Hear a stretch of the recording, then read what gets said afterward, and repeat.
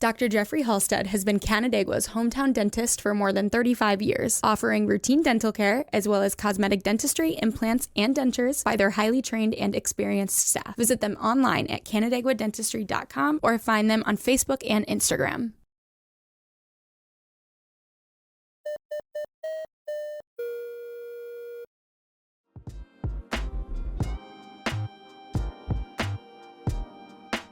Sheriff, thanks so much for being here. Welcome back to the program. We have a lot to get to this morning. I want to start with what you guys have been doing over at the jail there in Cayuga County. You're incarcerating some folks from other counties. Talk to us a little bit about that. We are. So recently in the last few months, our local census of incarcerated individuals has been a little bit lower than it has been in years past. So I did reach out to some other sheriffs in central New York and let them know that we had some space and we're actually boarding in some individuals from other jails. So we've got some here from Jefferson County, from Oswego County, and a pretty large number, almost 30 from Tompkins County, as they're doing a remodeling project to their jail down there. So I talked to Sheriff Osborne, and we did bring some of those folks up here. It's good. It helps generate some revenue, takes a little bit of the impact off of our budget, and we're going to be a little bit down this year on our budgeted revenue for board-ins, but this is helping us bridge that gap a little bit. I was going to say, how common historically has this been for you guys? I know I've talked to other sheriffs across the region who've done this at different times or do it regularly, just as a way, like you said, to sort of fill whatever budget gaps may present themselves throughout the year. For you guys, how common or uncommon is this? For our jail, it's been very common. Predominantly, we've boarded in a number of federal inmates that are facing federal charges in Syracuse federal court. While their cases are being adjudicated for many years, we've had them here, and we transport them back and forth to their court appearances until their cases are finalized. And then if they're convicted, sentenced, they have to go to a federal facility, then they'll leave ours. But we've generated a considerable amount of revenue over the years with those particular individuals. But last year was a little bit challenging. Our local census, our numbers were up. We had to push out some of our board-ins. A lot of the federal board-ins that we had typically had, we had to push out just because we needed the room here locally. But those numbers, fortunately, are going back down, and we've been able to bring some board-ins back. How do you predict? It's probably difficult to predict, right, throughout, with forecast, say 6 months or 9 months or 12 months down the line, what the population is going to look like inside the jail. So how do you go through the planning? Is that something that you're sort of evaluating on a month-to-month basis? It's very challenging. It's even difficult to determine what it'll look like next month. But going through the budget process can be really challenging, trying to determine how much to budget for, medical services, for prescriptions, for food services. All of those things are dependent on how many bodies we've got in our facility at any given time. And certainly the revenue piece with board-ins, it's hard to say how much revenue we can generate in the year to come, how much space we might have or how many other sheriffs or federal marshals, how many federal board-ins might potentially be coming our way. We never know. So we do our best. We try to look at the prior year. But as far as really making, accurate assessments moving forward, that can be very challenging. What does it look like in terms of percentage makeup typically? Local, matters that are internal within Cayuga County versus folks who are coming in from other counties, and how that looks up against your total population typically? It really does vary. Right now, the boarded-in population is about a third of the population we have in our jail. That can vary. It goes up and down. It fluctuates. There really is no typical scenario for that. But right now, about a third of our population, we're generating revenue with those individuals. I have to ask, because there's been so much conversation about it over the last few years.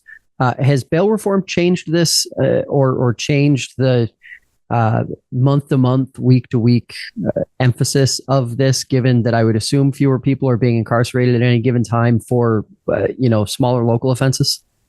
It has, and it's made some challenges. However, what we are seeing are some individuals that are not showing up for their court appearances that have been released numerous times, and ultimately winding up in our facility because they're just not making their court appearances. So finally, the court has the ability to hold them until they do. So it's created some real challenges. When bail reform was first rolled out, we saw a huge decrease in our population.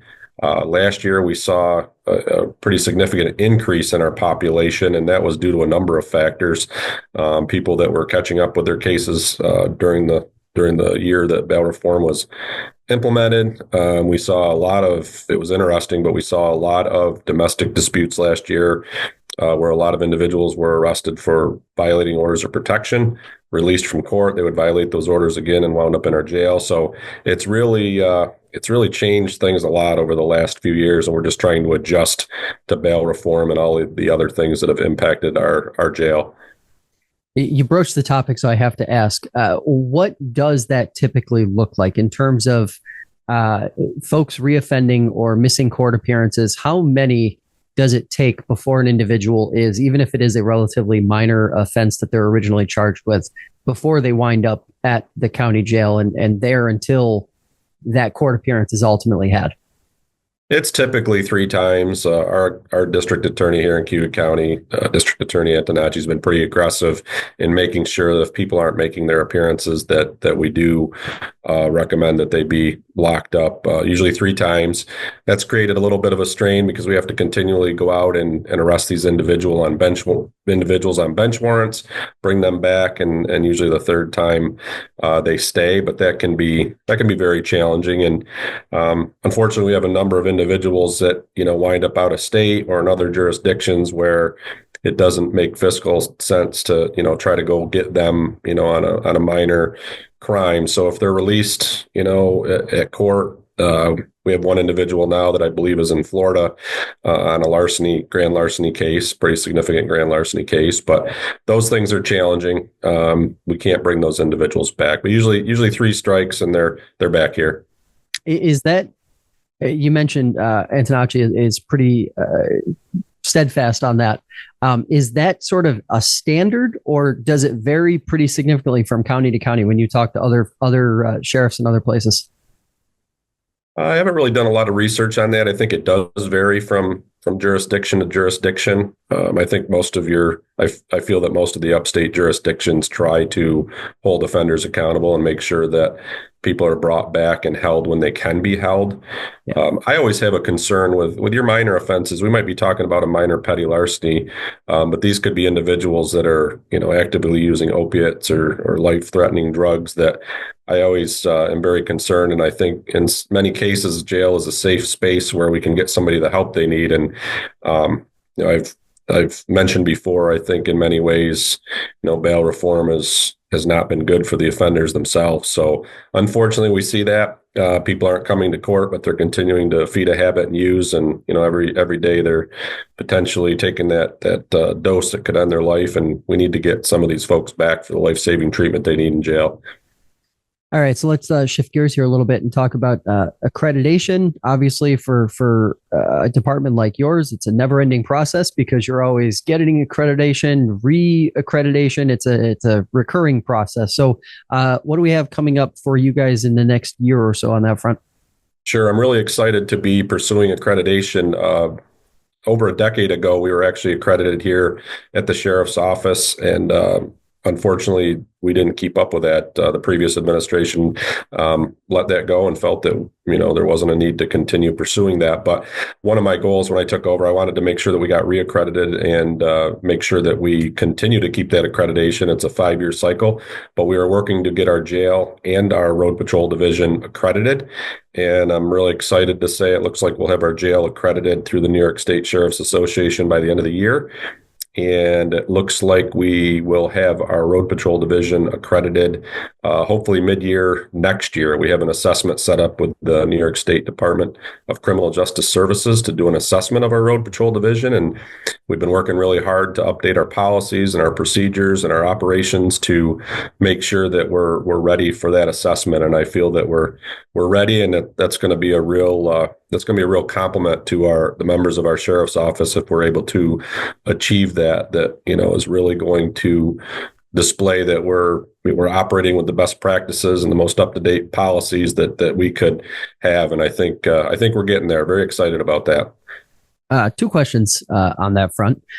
Why don't all organizations in your field, why doesn't everyone attempt to get this accreditation? I think that's one very basic question a lot of folks listening are probably going to have. And then also, why did you choose now in terms of the timing of it? I'm sure there's a lot of back end work that has to happen before you can get to the point of doing it. Was that sort of what led you to this point?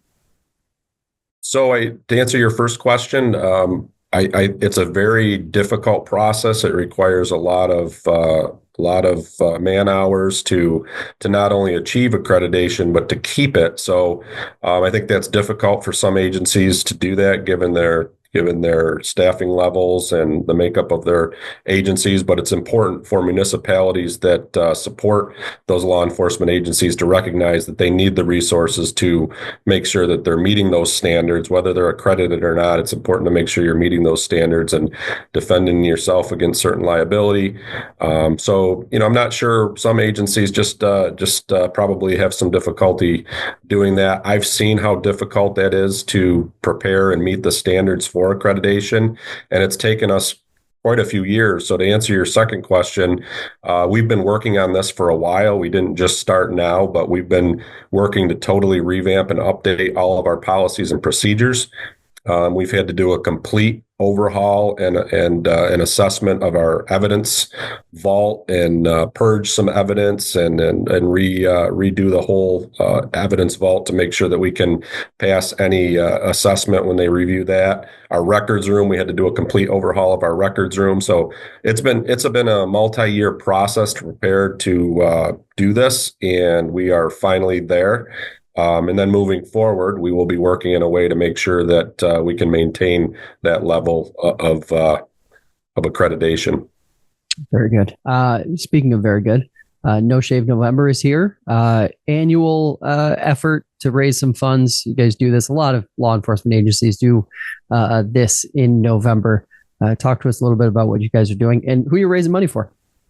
We do. So we're doing that again this year, putting up the raisers to raise a little bit of money. Our folks with our road patrol division and our custody division, I've allowed them to bypass our policy and not shave as long as they make a donation to a good cause in our community. Our custody division has already made a donation of $1,600 to Rory Sparkle here locally, and that's an organization that tries to brighten up the day for kids that are suffering from childhood cancer. So they donate money to them, and then they help families that are struggling with that. And our road patrol division, I'm not sure where they're going to donate their funding, but they will be donating their funding to a worthy cause locally. And it's just a great way to raise money and bring attention to some of these causes. It looks like you're a little behind. It is November 12th, looking pretty clean over there, Sheriff.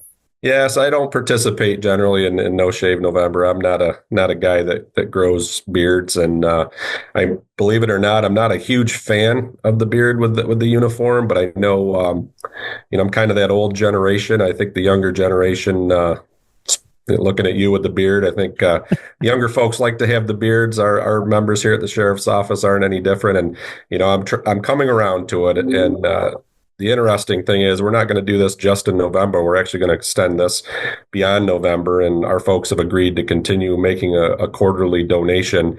I told them it's not going to be for free. If they want to have beards, it's going to cost them something, but they're going to make a quarterly donation to organizations and causes in our community. So I'm excited to support really needy, worthy causes with this initiative. Yeah, that is awesome. Let's talk a little bit about the budget. We've touched on it a couple times in the last few months. Where are you guys in the process? What are you seeing from your perspective, and what are the big concerns now as you look forward to 2025? We do have some budget concerns. The budget, preliminary budget is going to be released this coming Thursday by our legislative chair.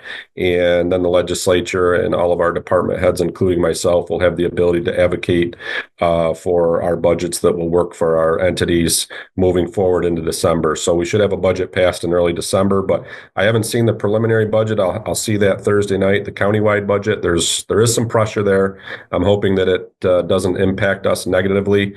I did submit a budget where we did eliminate a position and some other items to try to cut as much as we could. But unfortunately, I don't have a lot of extra fat in my budget. We have a limited number of patrol people as it is, and a mandate in our jail that we have to have a minimum number of staffing. So it's challenging for me to make too many cuts that aren't impactful to public safety. But with the challenges with our county office building and inflation and contracts and labor and insurance costs, everything is getting more and more expensive. And, it's going to be a very tight and difficult budget this year for us here in Cayuga County. What are you telling folks who are worried that perhaps public safety be affected by this, when perhaps those same folks might not want to see public safety affected first or at all, given how important it is, and the fact that at any given time, upstate New York sheriff's offices aren't exactly over the top in terms of staffing? Right. I tell folks that I'm a firm believer that municipalities should provide public safety services first. Those are a priority. I feel that we are supported by the majority of our legislative body. I think there are a few members on that legislative body that may not feel exactly the way I do, but I feel that the majority does. So I feel confident at the end of the day that we will come through this okay with a budget that works for us and allows us to continue providing the services that the public expects from us. But it is challenging. We as a community, and we as county leaders and department heads all have to do our part, because our community's not growing, our tax base isn't growing, and we can't keep going back looking for more tax dollars. So we've got to be as fiscally responsible as possible, but we also need to understand that we've got challenges when it comes to public safety in our community that we need the resources to address. All right, Sheriff, as always, thanks for the time. Appreciate it. We will be talking to you in December. Thank you, Josh. I always appreciate the opportunity.